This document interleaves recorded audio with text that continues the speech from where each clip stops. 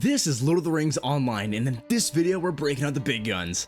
A couple episodes ago we resurrected our Beorning, and now it's time to push to level 20 and earn a revive for my lore master, which we lost to a questionable decision in the last episode. You see, in this series we're trying to reach the max level 160 on all 12 classes in the game, on the max landscape difficulty level 9. The catch, all of my characters have one life, but I can earn a revive each time a character makes it to level 20, 30, 40, and so on.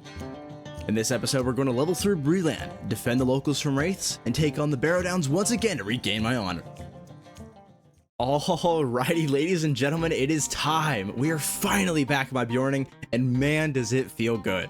For the new viewers who might not have seen episode 1, I forgot to record the earlier levels of leveling my Beorning up to the point I died. If you're curious how that went, episode 1 gives a recap, but that's the reason we're starting at level 12 in this video. And I've gotten a ton of barrow iron from all my chest scooping, so I gotta get my crafting right. And after blowing all my money on all the available recipes for armor smithing and weapon smithing, I picked up right where I left off, with one major change. I've got all the buffs. Good luck to any mob trying to take me out now. With my redoubled strength, I decided to pay the Black Gold HQ a visit and absolutely demolish everything in my path. And I mean everything. This is the boss of the HQ and 2 Angmarian lackeys. Nothing hurts me, and here's why. Beorning is a heavy armor class, which inherently takes less damage due to the higher armor levels, but on top of that, I'm running Yellow Line, which is the primary healer trait line for Beorning, and because of this, I have infinite healing. I mean ungodly amounts of healing. My health bar, aside from fighting wraiths and tougher mobs and bosses, shouldn't even think about going below 50%. And on top of that, I have a stun I can just use whenever to mitigate the pressure, and all things considered, I do pretty solid damage on top of it all. So basically, I'm a one-man army. Beorning, in my opinion, is the strongest solo class in the game right now, and my #1 for taking on tough content in this challenge. This is why I plan to go deep into the Barrow Downs as I trek to level 20. You see, the Southern Barrow Downs is a heightened difficulty zone. I believe the toughest in Bree Land, aside from possibly the adventures in the Wildwood to the north, but I don't have a ton of experience with that content, so I can't speak to it too much for this difficulty. From the little time I've spent there, it was pretty average for the level. Because of how strong Beorning is, I have to challenge myself and try to take on the toughest content as we level, but also to show off the dangerous areas that we might not see on my other characters. But as that won't be for a while, I blow through the main storyline, and now I'm going to help the good people of Staddle. Here, I deal with the local noise complaint, almost die because I pulled a million of the noisemakers in question, maul the local wildlife. You know, kinda odd they asked the only Beorning in the area to take out the local wildlife. I'm a bear, and of course I'm open to a good mauling, but I don't know, something's fishy about this. Ooh, look, danger! I love danger! Is this a thing? I never remember seeing this coming through here before. If you know what this is, let me know in the comments. I'd love some danger. Okay, I'm starting to think these hobbits just want me doing their chores. Now this is a real quest. I've got to defend the constable from these brigands so we can get these brigands to stop messing with the farmers. And I spawned a wraith. I just gotta finish this defense without... Wait a minute. The constable will help me fight. Let's try this. Alright, Constable Bulger, get him! I'll just run around here where it's safe.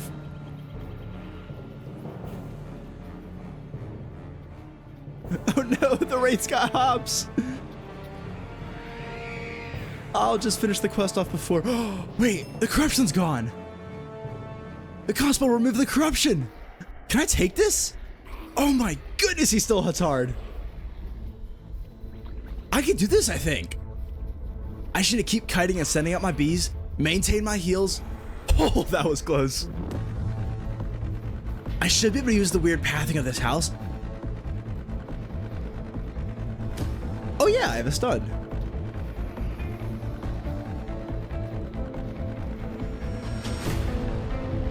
Okay, this is working, but I'm running out of wrath. Here, I can build it back up during this stun.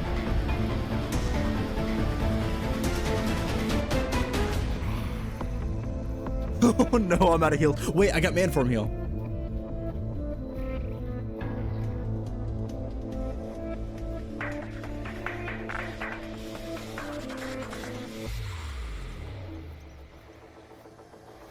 Okay, I gotta finish this off smart. Yes! Yes! I did it! Does this count? Let's freaking go! My first level 9 wraith. Let's go! I didn't even know the NPC could remove corruptions like that. That's the only reason that was possible. So if you recall from episode 2, I said, Before entering the mines, I have to have defeated at least one shadowy wraith, or the doors won't open. I challenged myself to defeat a wraith before reaching level 50 and entering the first expansion, the Mines of Moria. And here we are with a wraith lying defeated at my feet. There's now one question: does this count? I did it with the help of the NPC. He removed the minus 70% incoming damage corruption and did 5% of the damage to the wraith. Does this count as my wraith kill? I want your feedback. Scroll down to the comments and reply to my pinned comment on this. Let me know what you think. This is just as much y'all's challenge as it is mine. But with that massive dopamine hit, I continued questing for the saddle folk and reached level 15 collecting copper of all things. And I received a mail telling me of a great enraged bear in the old forest, my class specific quest, which I'll add to my to-do list. But for now, I continue my quest here in Staddle, taking out the one and only Jasper Mudbottom, equipping my level 15 crafted weapons for a nice damage boost, and then take on these signature brigands where I spawn a wraith. Not today, buddy. We've already done our tango. But with the people of Staddle safe from bears, brigands, and wraiths, I venture into the Midgewater marshes where goblins and slightly larger than usual bugs reside. Once reaching the camp deep in the marshes, I spend my trait point on even more healing, and then proceed to harass the local goblins, taking on the entire camp, including their chieftains, because not only can I, but I can with ease. And after turning in, I decide I'll play around with Redline a little bit to see if I can get away with burning down mobs quicker. You see, like most other classes, Redline is the primary DPS line, made for burning down the enemies. But unlike most other classes, Beorning still has solid self-sustain through the skill Heart, which doesn't only heal you initially, but it also leaves a ticky heal, allowing you to sustain through the enemy's incoming damage. And as you can see, I can very easily survive in all these fights. However, things get a little spicy in group fights. And for that reason, plus the time to kill isn't really all that much quicker, at least on these trash mobs, I swap back to yellow lines so I can confidently strut through the big groups of enemies and bosses alike.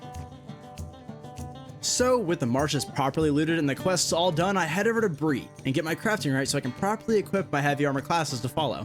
Then I speak to the hunters leveling to 17 and accept all the dangerous quests to the Barrow Downs, setting my fate. I then spend the next 20 minutes riding around doing this turtle soup quest, where I run around capturing these tiny turtles and put them in a bag to turn into soup. Take a brief break to do my class quest, where I give this giant bear a love tap to calm him down. And while I'm here, I do all the quests here at Oz's camp, gathering boar hides and taking out brigands at Old Sweetgrass Farm. And with the easy quests knocked out, I get to run this area back. I struggled here on my minstrel, and well, I get to stun on these guys on my Beorning. I could genuinely take on the entire camp of these guys if I pulled them all, but I don't because I'm trying to play a little bit smarter, especially after last episode. Anyway, continuing on, I get some bear hides for the camp, leveling to 18, take on Brunmore in a very close battle to the death. And here, I get probably the biggest trait slot on my Beorning to date. Using this skill, paired with my marker Grimbjorn, doesn't only lower enemy outgoing damage by 10%, but also lowers my incoming damage by, for now, 7.75%. So if they were to hit me for 100, they would hit me for 90, but that now gets lowered to 83, because I believe these modifiers are multiplicative in this game. Either way, a massive defense upgrade. With my newfound strength, I finish off this overleveled boar, smack some birds, and enter the old forest to collect some vines, and wolf pelts for Ozzo's camp. And after turning in, with those quests finished, I return to Bree to finish the Turtle Soup questline and uncover a daring plot being formulated by some shady folk. After leveling, and again specking into that reduced incoming damage modifier, I investigate their troublesome activities, and I find it was a birthday party for Artie. And the turtle soup I've been helping to make was for the party. But Sig couldn't turn the baby turtles into soup, so we danced around the party with a bunch of baby turtles, and we all lived happily ever after. Turning in, I discover the rewards for this quest are massive. I can earn a plus 10% XP game boost, which I can use to help bolster my XP rates and reach milestone levels quicker. This will definitely be a quest I complete on all my characters for this reason. But now it's time to head to the Barrow Downs. But before doing so, I take some time and craft myself the best possible armor, giving myself a much needed stat boost. I make my way to the Barrow Downs, and learning from my past mistakes, I decide to just do the quest here, especially since this is where I'll be questing anyway for the hunters back in Bree. And popping my buffs, I take on this escort quest to get Lalia her cloak and then home safely. And we're just chugging along, aggroing every mob in the area so I can complete my other quests while doing the escort, and for the first time ever, things are actually going smoothly. I'm blowing through my Slayer quests, we're flying through this escort when just before that last spawn, defeating this Bargish spawns a Wraith. I just need to defeat the prince and hopefully get Lalia far enough away the Wraith doesn't aggro us. And that doesn't happen. I'm in a terrible spot here. If Lalia dies, I fail the quest. And with the Wraith on her, I have to act fast. The only way to get the Wraith off of her is by attacking the Wraith myself, but I don't have a way to remove the corruption like earlier. And I'm extremely undergeared. Level 15 armor versus level 19 Wraith. He'll hit way harder than before, and I don't know if I can sustain. I do have this rock here to break line of sight, and I might be able to kite the Wraith far enough away that Lalia starts to move again, but it's a real toss-up. Let's try this. I'll stun him early to see if I can get some damage off. And I'm doing nothing to him. Wait, the corruption's gone. How? What? How did I die there? I should be at 1 HP, no? Man, y'all are gonna think I'm doing this on purpose. Dying at level 19 every time? I swear I'm not. Level 19 is my nemesis, man. No matter what, I'm reaching level 20 next episode. Mark my words. Hit subscribe.